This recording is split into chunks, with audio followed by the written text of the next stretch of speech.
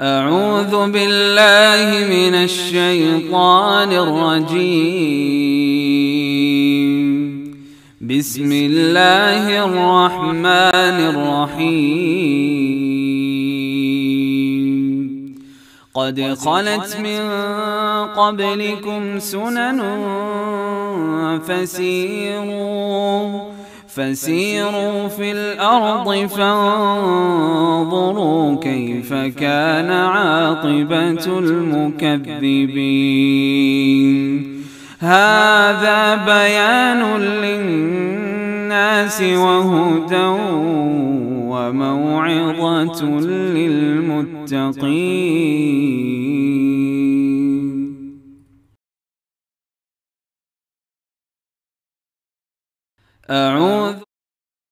السلام علیکم ورحمۃ اللہ وبرکاتہ. پارہ نمبر 6. نحمدہ ونصلی علی رسولہ الکریم. اما بعد فاعوذ باللہ من الشیطان الرجیم. آپ دیکھیے کہ اس پارے کا آغاز ہے اللہ کی پسند اور ناپسند سے. جو چیز اللہ تعالیٰ کو نہیں پسند وہ کیا ہے کہ دوسروں کی برائیوں کا سر عام چرچا کرنا. آج بہت سارے لوگ دین کے نام پر عبادات تو کرتے ہیں لیکن انسانی معاملات میں ناکام ہو جاتے ہیں. یاد رکھیے حقوق اللہ اور حقوق العباد امتحان کے دو پرچے ہیں، دونوں میں الگ الگ پاس ہونا لازم ہے. میرا آپ کا عمل یہ ہے کہ کبھی بھی کسی میں کوئی برائی دیکھیں تو آئینے والا کام کریں اور اس کو اس کی برائی پیار سے اچھے طریقے سے بتائیں. جتنی ہے اتنی. انداز اچھا ہونا چاہیے، طنز کا انداز نہیں ہونا چاہیے، تانے کا انداز نہیں ہونا چاہیے اور دوسروں سے اس کی باتوں کا چرچا نہیں کرنا چاہیے. ڈاکٹر کے پاس جاتے ہیں تو بیماری ڈاکٹر کو ہی بتاتے ہیں اور جس اس کی خرابی ہوتی ہے اسی کا ذکر کرتے ہیں. اگر ڈاکٹر کو بتائی جانے والی باتیں کوئی لائر کو بتانے لگے تو فائدہ ہوگا. تو آج کے بعد کبھی بھی کسی کی کوئی بات کسی سے کرنے لگے تو چند سیکنڈ کے لیے سوچئے فائدہ ہوگا؟ کیا اس کا علاج کر لے گا؟ مرض زیادہ تو نہیں بڑھتا جائے گا؟ اس کے بعد اللہ تعالیٰ نے بڑے خوبصورت طریقے سے دین میں رسولوں کے مقام کو واضح کیا اور اس کے ساتھ ہی ساتھ بنی اسرائیل کے کچھ واقعات پیش کر کے ہم سب کو یہ سبق دیا کہ جب قومیں اللہ کی بھیجی ہوئی ہدایت کو قبول کرنے کی بجائے اس پہ باتیں چھانٹنے لگتی ہیں تو اللہ تعالیٰ ان کے دلوں پر مہر لگا دیتے ہیں. حضرت عیسیٰ علیہ السلام کو قتل کرنے کی کوششوں کا تذکرہ بھی ہے اور اس جگہ یہ بھی پتہ چل گیا کہ سود حرام کیا گیا تھا بنی اسرائیل پر بھی، لیکن جیسے آج ان کو دیکھ کر لگتا ہے کہ شاید یہ مذہبی فریضہ ہے. ڈر اس بات کا ہے کہ جس شدت سے ہم مسلمان ان چیزوں میں آگے جاتے جا رہے ہیں آنے والی نسلیں شاید اس بات پہ حیرت کا اظہار کریں جب کوئی ان کو یہ کہہ دے کہ تم کو پتہ ہے کہ تمہارے قرآن میں سود حرام ہے. تو اللہ تعالیٰ ہمیں بے عملی سے بچا دے. اس کے بعد اللہ تعالیٰ نے انبیاء کرام کا تذکرہ کیا اور ساتھ ہی بتا دیا کہ ان کا مقصد کیا تھا کہ یہ لوگوں کو ہدایت کی طرف دعوت دیتے، نہ تو پکڑ کے اس ہدایت پہ جما سکتے تھے اور نہ انبیاء کرام کی آمد کا مقصد لوگوں کو اللہ سے جوڑنا تھا اور کوئی اپنی مرضی سے کسی کو ہدایت پہ جما نہیں سکتا. اس کے بعد نبی صلی اللہ علیہ وسلم پر ایمان لانے کی دعوت دے کر اہل کتاب کے ناطے آج ہم مسلمانوں کو غلو سے روکا گیا. غلو کیا ہوتا ہے؟ کسی چیز کو اس کی حد سے یا تو بڑھا دینا یا کم کر دینا. آج بھی آپ دیکھیے دو طرح کا غلو ہے. ایک تو وہ ہے کہ دین پہ عمل بالکل بھی نہیں کرنا اور یہ سوچ لینا کہ بس اللہ تعالیٰ ہماری باتوں سے راضی ہوگا، اور دوسری طرف غلو یہ ہے کہ ہم دین پر عمل کے نام پر اپنے دین کو شدت کے ساتھ پیش کر دیں کہ جو اللہ کی دی ہوئی رخصتیں ہیں اس کو بھی قبول نہ کریں، لوگوں کو اتنا ناقابل عمل قسم کا دین پیش کریں. اور فضیلتوں اور روایات کی ایک ایسی داستان ہے کہ لوگ بعض دفعہ کھانا کھاتے ہوئے بھی گلٹ کا شکار ہو جاتے ہیں کہ شاید اچھے کھانے کھانے والے جنت میں نہیں جائیں گے، شاید اچھے کپڑے پہن لیے تو پھر جہنم کے کپڑے پہننے پڑیں گے. تو دعا کیجئے کہ اللہ تعالیٰ ہم سب کو غلوف سے بچائے. سب سے برا غلوف جو آج کے دور میں ہے وہ نبی صلی اللہ علیہ وسلم کی ذات کے معاملے میں کہ جہاں ان کے مقام کو کم یا زیادہ کر دیا جاتا ہے. اللہ تعالیٰ مجھے آپ کو اس سے بچا کے رکھے. اس کے بعد سورۃ مائدہ کا آغاز ہوتا ہے جس میں واقعی پابندیوں کی بات ہے. اوفوا بالعقود، عہدوں کو پورا کرو. حقیقت یہ کہ مومن کی زندگی پابند زندگی ہوتی ہے. وہ شتر بے مہار کی طرح چلتا پھرتا نہیں ہے. وہ یہ نہیں کہتے it's my style, it's my problem, یہ میری مرضی ہے، بلکہ اس کو اللہ تعالیٰ سے ڈائریکشنز لینی پڑتی ہیں اور اس پہ عمل کرنے کی ضرورت بھی ہے. پھر ایک خوبصورت اصول دیا، تعاونوا علی البر والتقوی، نیکی اور تقوی میں تو مدد کرو، ولا تعاونوا علی الاثم والعدوان، گناہ اور زیادتی پہ تعاون نہ کرو. بعض دفعہ لوگ دوستیوں کے نام پہ، بعض دفعہ خاندان کے نام پہ، بعض دفعہ محبتوں کے نام پہ غلط چیزوں پہ تعاون کرتے ہیں۔ اپنے لیے عمل بنائیے کہ آج کے بعد جب بھی کبھی کسی کی کسی چیز میں مدد کرنے لگیں تو اس آیت کو سوچ لیجئے، کیا یہ تعاون نیکی کے کام میں ہے یا بدی کے کام میں؟ اور اس کے بعد وہ خوبصورت آیت ہے کہ جس نے دوسروں کو رشک میں مبتلا کر دیا تھا کہ اسلام کتنا خوبصورت دین ہے جس میں تکمیل ہے۔ کس چیز کی؟ الیوم اکملت لکم دینکم۔ میرا آپ خوش قسمت ہے کہ اللہ تعالیٰ نے مجھے آپ کو ایک مکمل دین دیا۔ اب اس میں میری آپ کی کسی کمی بیشی کی ضرورت نہیں ہے۔ جیسے گھر بنتا ہے تو اس وقت جو مرضی اس میں چینجز کر دی جائے تو گھر خوبصورت بھی ہوگا، بڑا بھی ہوگا، کشادہ بھی ہوگا۔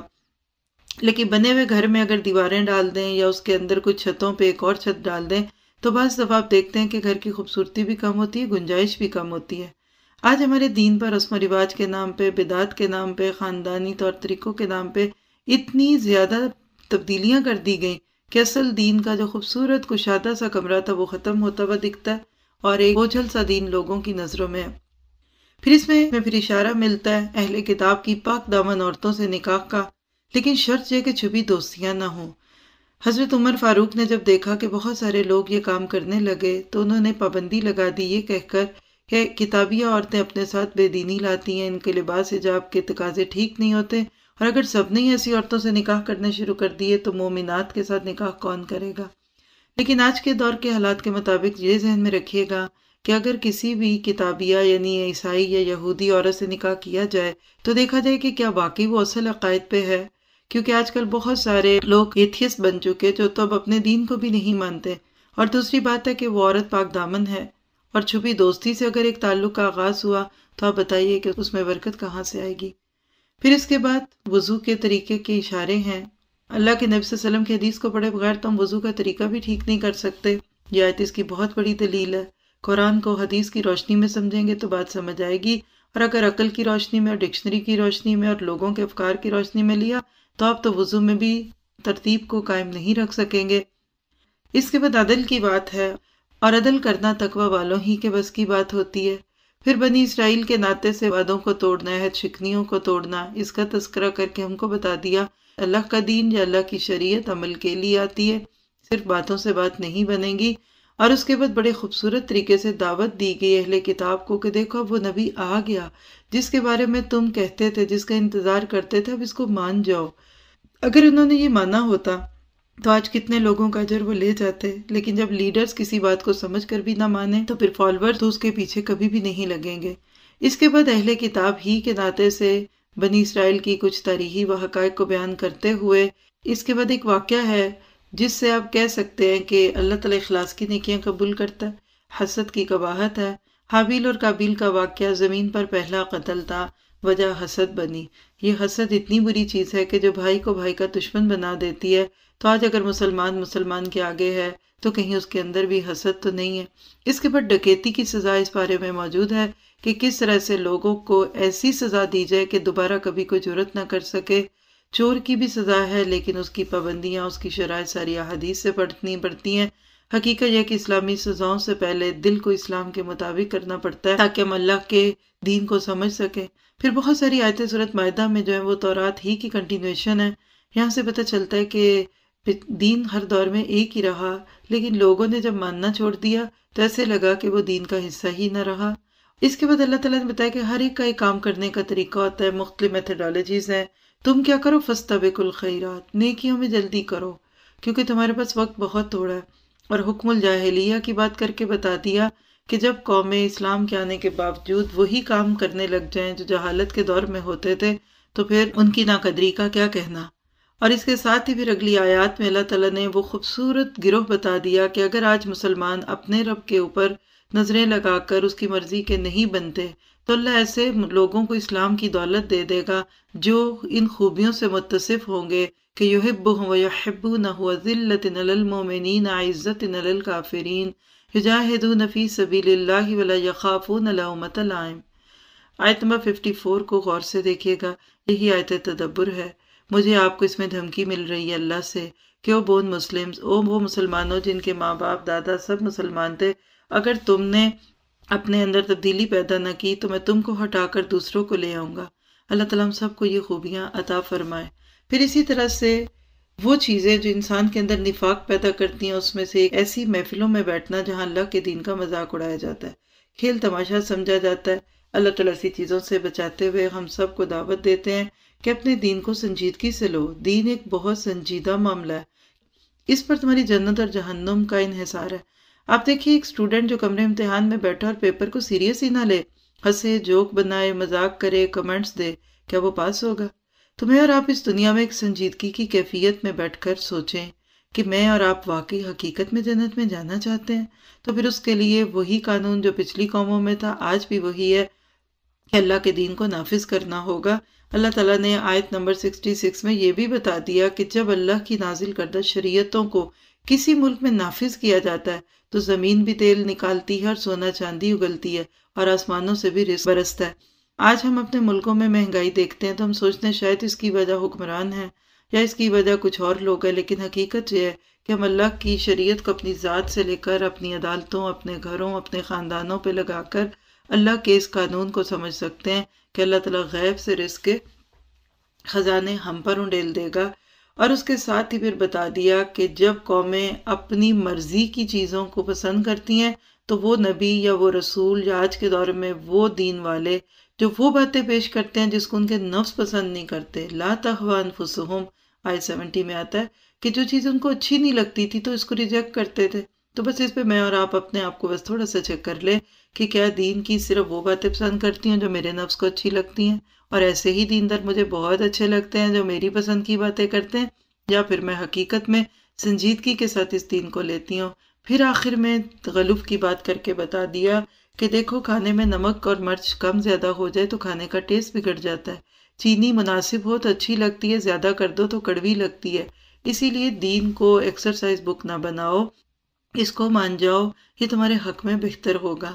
اور پھر اس کے بعد آخر میں بتا دیا کہ جن کے دل نرم ہوتے ہیں ان کو ہدایت ملتی ہے، اور جو واقعی ہدایت لینے کے لیے یہ سب باتیں کرتے اور سنتے ہیں، اللہ تعالیٰ مجھے آپ کو اس کی توفیق دے۔ پورے بارے میں جو بات آپ کے میرے سامنے عمل کے نقطوں کے ناطے سے آئی وہ کیا تھی کہ ہم واقعی اللہ تعالیٰ سے مدد مانگیں کہ ہمارا اخلاق اچھا کر دے، ہم دوسروں کی برائیوں کے چرچے نہ کریں، ہم اچھے طریقے سے لوگوں سے معاملہ کریں، کوئی مشکل آئے تو اللہ کو پکاریں، دین کے کام کرنے کے لیے اپنے اندر وہ خوبیاں پیدا کریں جو اللہ تعالیٰ نے ہمیں ریکمینڈ کی، اور دن بدن اپنے ایمان کو بڑھاتے جائیں۔ کثرت سے استغفار کرنا ہے، نفس کے خلاف اگر کوئی کام کرنا پڑے تو اللہ سے اجر کی امید رکھنی ہے، اور دین کا کوئی کام چھوٹا یا بڑا نہیں ہوتا، وہ اللہ کے لیے جو بڑی ذات ہے۔ اور حقیقت میں اللہ تعالیٰ ہمیں غور و فکر والا بنائے، اور آج کی جو تدبر کی آیت ہے اس پہ بھی اللہ تعالیٰ مجھے آپ کو غور و فکر والا بنا دے کہ کیا ہم اس انتظار میں بیٹھے ہیں کہ اللہ تعالیٰ مجھے آپ کو ہٹا کر دوسروں کو ہماری جگہ پہ لے آئے۔ دین کا کوئی بھی کام آپ کے ذمہ لگا دیا جائے تو اس وقت اس بات کو یاد رکھیے گا، اگر میں اس کا حق ادا نہیں کروں گی تو یہ کام مجھ سے لے کر دوسروں کو دے دیا جائے گا۔ تو آیت نمبر 54 آج کے پارے کی آیت تدبر ہے۔ اللہ تعالیٰ غور و فکر والا بنا دے۔ سبحانک اللہم و بحمدک، اشہد ان لا الہ الا انت، استغفرک و اتوب الیک۔ السلام علیکم ورحمۃ اللہ وبرکاتہ۔ أعوذ بالله من الشيطان الرجيم. بسم الله الرحمن الرحيم. قد خلت من قبلكم سنن فسيروا في الأرض فانظروا كيف كان عاقبة المكذبين. هذا بيان للناس وهدى وموعظة للمتقين.